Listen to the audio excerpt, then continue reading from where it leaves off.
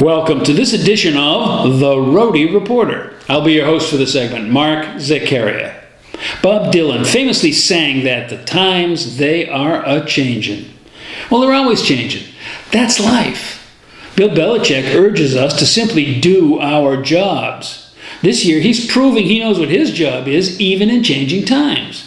The coach faces a Patriots squad that is completely different from just last year. Still, the team has notched 87 points in just the first 3 games.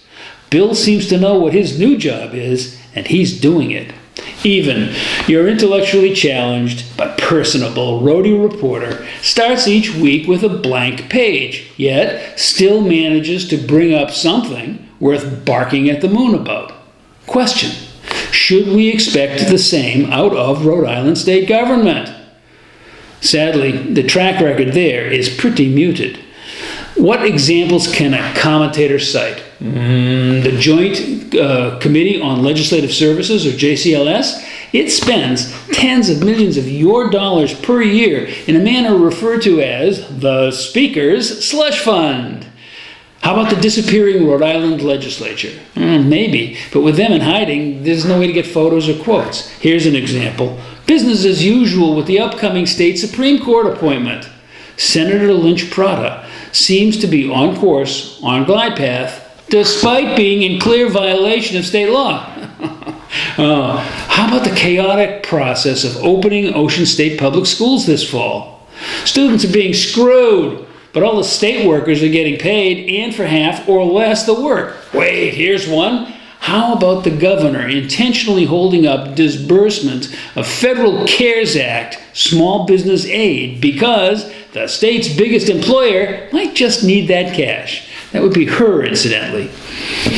This podcast has already touched on each of those topics, so let's find something easier, like building roads. The state's done that for centuries. Pawtucket S-curves notwithstanding, DOT's pretty good at it by now. Roads are all planned long in advance, so there's plenty of time to dot the I's and cross the T's. Plus, the feds pay for most of it. Road construction should be a slam dunk for little Rhody. But don't you be the one who suggests that to the Carmona family of Providence. They're the folks with the house closest to the DOT vacant lot, which has just become a hazardous waste depository for the 610 connector project currently underway. Today, the Carmona's property is coated with a thick layer of excavation soils mixed with heavy metals.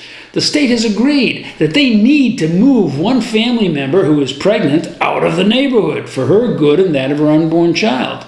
In fact, Rhode Island has offered the Carmonas a cash settlement to do so. The amount is between 2 and 3 months' pay, but the release the family has to sign, holding the state harmless for anything, is forever. Is this how we want to be represented by our state government? Is there nowhere within a 4 or 5 mile radius of the construction where soils could be stored, moistened, and covered without poisoning the populace?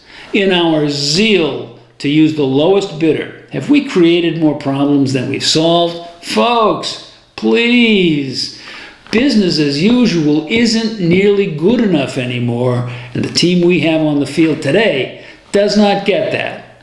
We are a couple of weeks away from Election Day, so I implore you, think first, vote second, or nothing changes.